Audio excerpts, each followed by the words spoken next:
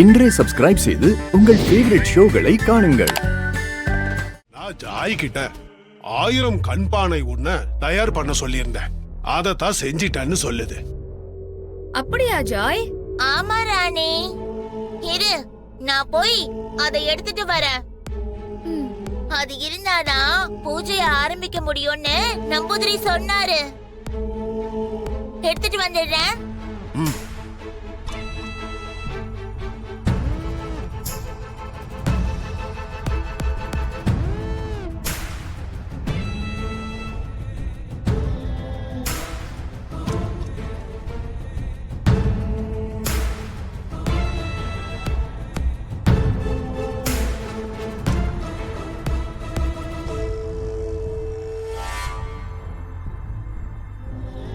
நம்புதிரி ஐயா, அது என்ன 1000 கண் பானை? அதாவது நம்ம தமிழ் மாசத்துல மாசி, பங்குனி, சித்திரை மாசத்துல வர சிவராத்திரி, மாசி கலரி, காளி ஆட்டம், இது எல்லாம் தானே ரொம்ப விசேஷமாயிட்டு நடக்கும். அப்படி விசேஷமா நடக்கிற இடங்கள்ல நேர்த்தி கடன் செலுத்த பக்தர்களால அக்னி சட்டி, 1000 கண் பானை இதெல்லாம் எடுக்கிறது வழக்கம். 3 முகம், 5 முகம், 7 முகம், 9 முகம்னு அந்த காளியோட முக வடிவுல அந்த பானை எல்லாம் சிறு சிறு பொத்தலா இருக்கும். வீட்டுல விரதம் ஆரம்பிக்கும்போ பூஜை ரூம்ல சாமிக்கு முன்னாடி ஏத்தக்கூடிய காமாட்சி விளக்க 1000 கண் பானைக்குள்ள வச்சு மூடுவாங்க. மூடப்படுற அந்த 1000 கண் பானைய சுத்தி வேப்பிலைங்க கட்டப்பட்டு அதை தான் தலை மேல வச்சுக்கிட்டு ராணி இங்க இருந்து காளி கோயிலுக்கு போகணும். அவ அதை சுமந்துட்டு போகும்போதே அவளுக்கு பல தடைகளும் இடையூறுகளும் வரலாம். ஆனா அதையெல்லாம் கடந்து அவ போகும்போதுதான் 50 குழுவை அவளால சந்திக்க முடியும். அப்படி 50 குழுவை சந்திச்சா மட்டும் தானே தீர்த்தம் எங்க இருக்குன்னு ராணிக்கு கிட்டும்.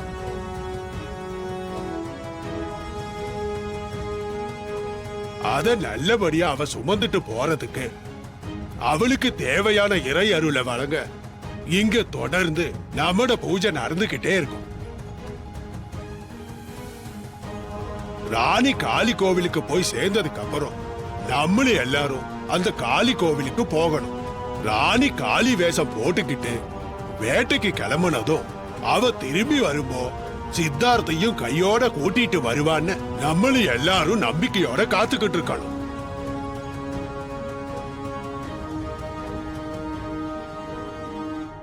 ஆயிரம் கண் பானைக்கு பின்னால இப்படி ஒரு விளக்கம் இருக்கா? இந்த பிரபஞ்சத்தோட படைப்புல நம்மள அறியாத பல ஆச்சரியங்கள் இன்னும் அதிகமாவே இருக்கு. அதுக்கான நேரமும் தேவையும் வரும்போது மட்டும்தான் அந்தந்த ஆச்சரியங்களை மனிதர்களால உணர முடியும். சரி, நேரமாச்சு. விரதத்தை ஆரம்பிக்கலாமா? ஆரம்பிக்கலாம் சாமி. தாடிகாரன் பாவம், சீக்கிரமா போய் அவனை எப்படியாவது காப்பாத்தி கூட்டின்னு வரணும். ராணி, பேடிக்க வேண்டாம், எல்லாம் நல்லதே நடக்கும். நீ போய் பூஜைக்கான மஞ்சள் புடவைய கட்டிக்கிட்டு ரெடி ஆயிட்டு வாமா. நாங்க மத்த வேலைகளை பாக்குறோம். சரிங்க ஐயா, நான் வரேன். சரிம்மா, நீ போ.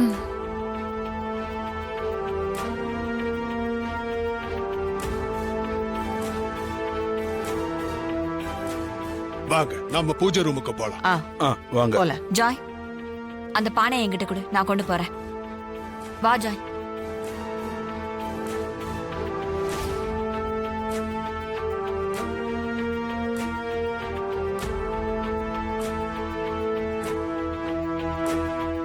இந்த நம்பூதிரி என்னதான் பூஜை பண்ணாலும் இந்த ராணியால் அந்த கோயிலுக்குள்ள போகவே முடியாது.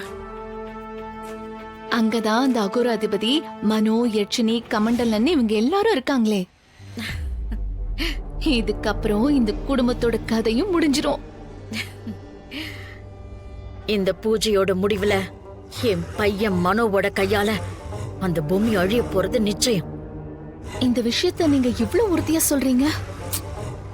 என்ன தமன்னா நீ? அதான் அந்த கமண்டலன் பேசும்போது ரொம்ப தெளிவா சொன்னாரே, அத நீ மறந்துட்டியா?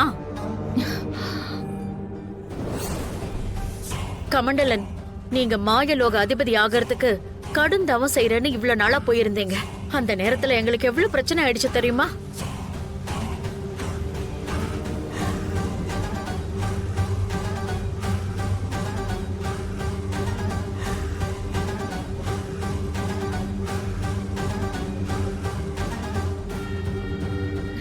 சொல்லடி.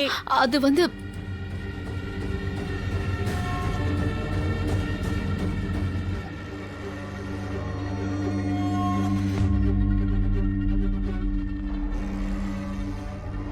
அது மட்டும் இல்ல, என்ன ஒரு காட்டுக்குள்ள கட்டி வச்சு என்ன அடிச்சு என் தோலெல்லாம் உரிச்சிட்டாங்க அவ. அத பாத்துட்டு தான் என் புள்ள மனு இவ்வளவு பழி வாங்காம நான் வீட்டுக்குள்ள வர மாட்டேன் அப்படின்னு எங்கேயும் கிளம்பி போனவன் இப்ப பார்த்தா இந்த நிலைமையில இருக்கான்.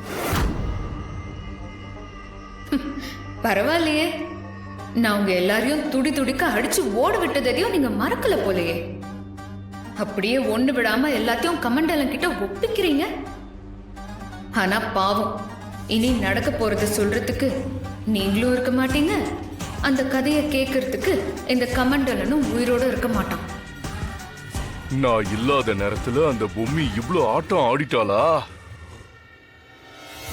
அதுக்கப்புறம் ஒவ்வொரு நிமிஷமும் என்ன நடக்குமோ ஏது நடக்குமோன்னு பயந்து பயந்து செத்துக்கிட்டு இருக்கேங்க. அம்மா, தாயே, அகோர அதிபதியோட அம்மாவும் வருங்கால ராஜகுருவோட ராஜ மாதாவுமான நீங்க இப்படி பயப்படலாமா?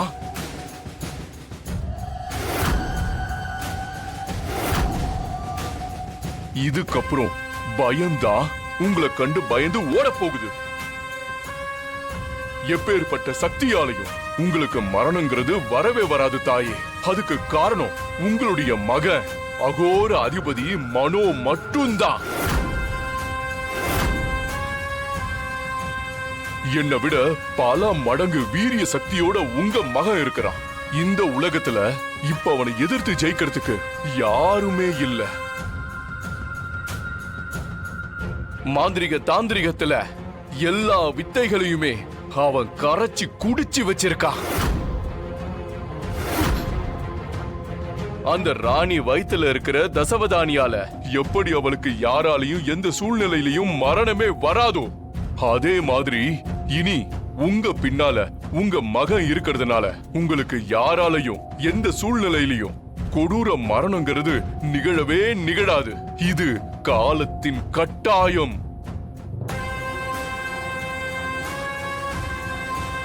இது எங்களுக்கு சந்தோஷமா இருந்தாலும் என்னோட பழைய மனு எனக்கு திரும்ப கிடைக்க மாட்டானா?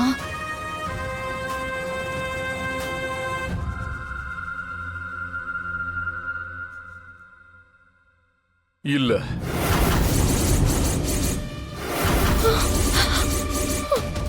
அதுக்கான வாய்ப்பு ரொம்ப ரொம்ப குறைவுதான் தமனா. ஐயோ,